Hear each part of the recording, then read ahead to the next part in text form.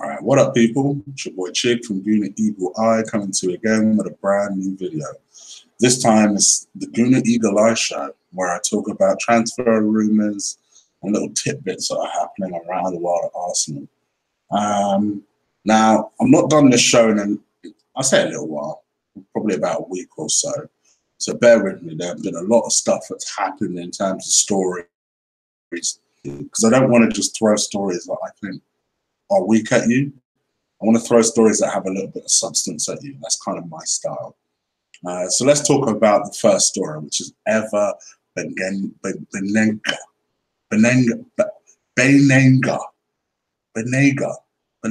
Why am I struggling to say Banega? Banega, right. So he is the 29-year-old central midfielder, Argentine, has worked with Emre a couple of times before.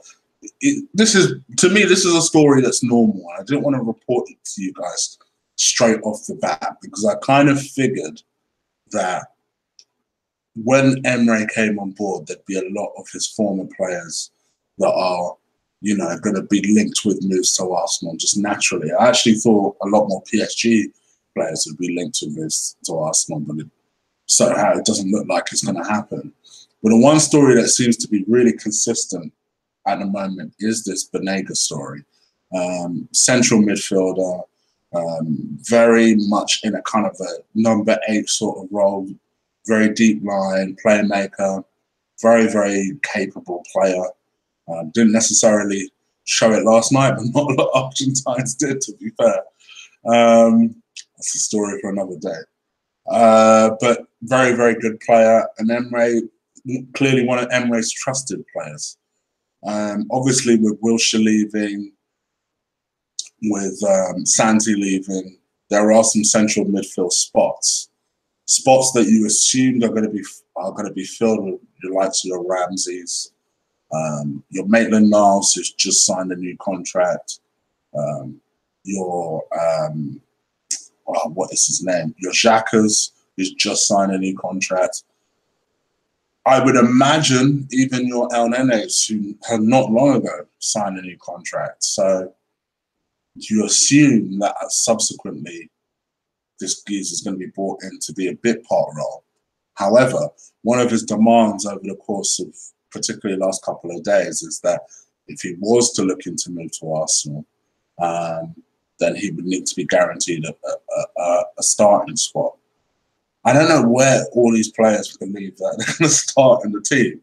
Jack left precisely because Emre couldn't guarantee him a starting spot. I'm not sure where this entitlement has come from.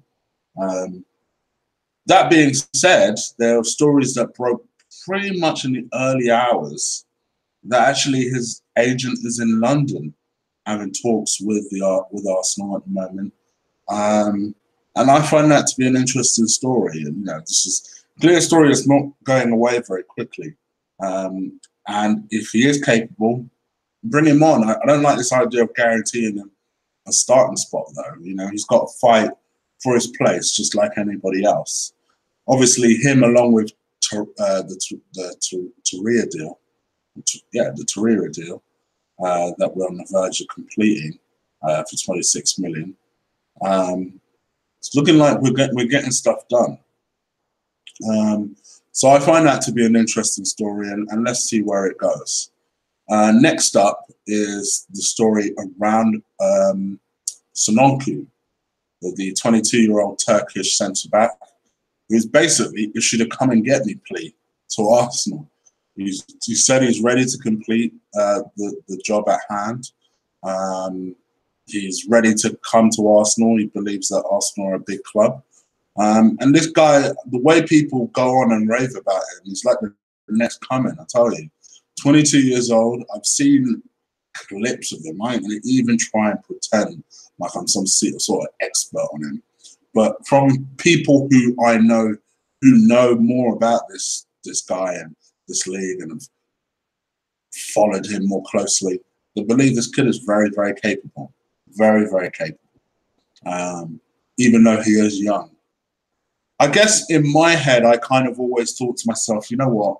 We're bringing in a Dortmund player obviously, in Socrates.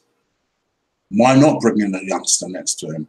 For me, I think this is bad news for Chambers or Holding.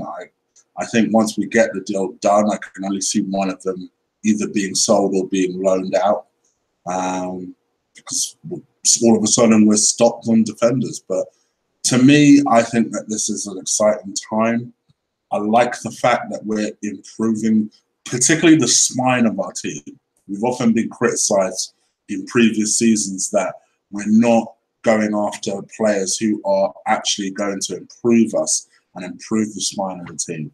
And it looks like finally we're looking to do that.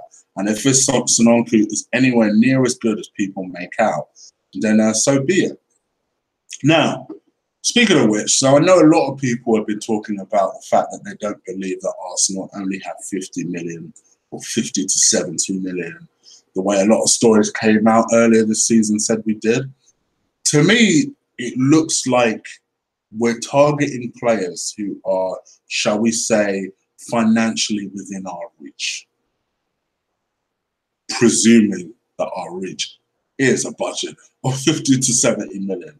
The reason I say that is because all of a sudden, off the back seemingly of one performance, we are now linked with a player called Miguel Leon, who supposedly is set to cost us 5.5 million. So you can see what I'm talking about.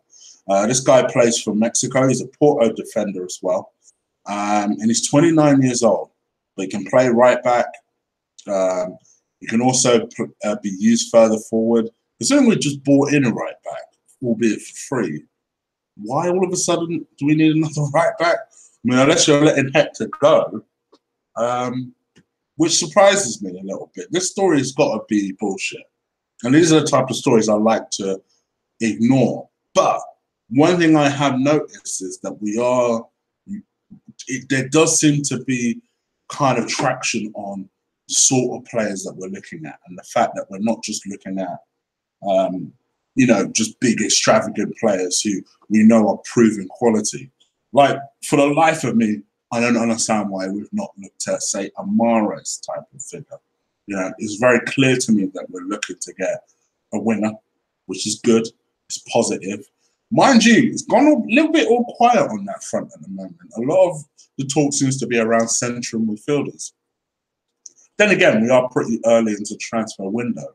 But we're not being linked with the likes of Mahrez. We're not being linked with like big defensive midfielders.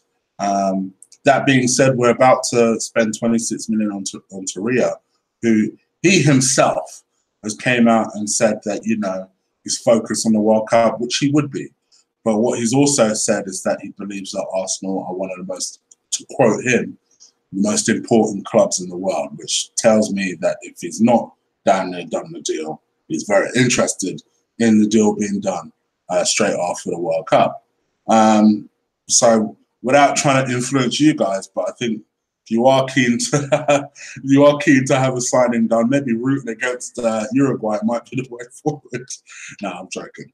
But yeah, this guy, for me, of all the players that we're being linked with signed, imminently about to sign, for some reason, this kid is the one that has me the most excited. Just seems to be a central midfielder that I think we thought Xhaka would be.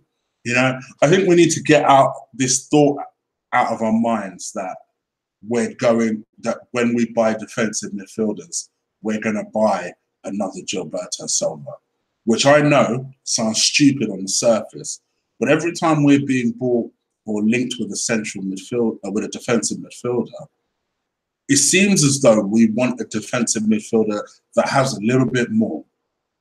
And just, oh, well, okay, so good, you can break up a tackle and, you're good at reading the game, but can you win a pass 40 yards?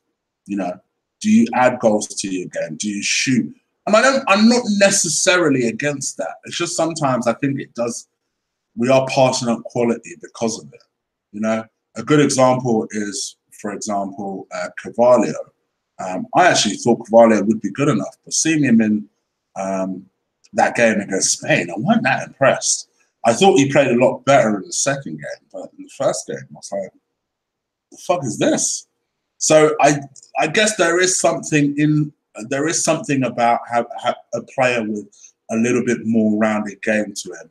I do think that there is something to that, and it's very obvious to me that Arsenal are starting to look at options like that. Anyway, guys, you let me know what you think. Am I crazy? Is Mahrez?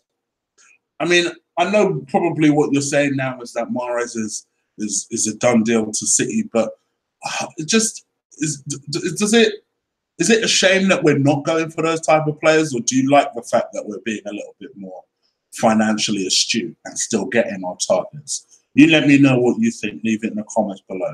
If you like this video, absolutely crush, destroy, drop kick the shit out of that like button.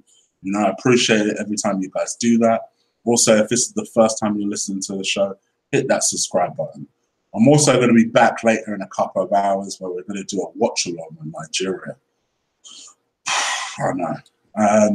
But come and join me. Probably about 3:45 BST, British summertime. So do come and join me if you are interested in doing that. It should be fun. All right, I'm going to get back to work. All right, people, I'm out here. Take care. Peace. And up the Arsenal and up the Super Eagles, baby.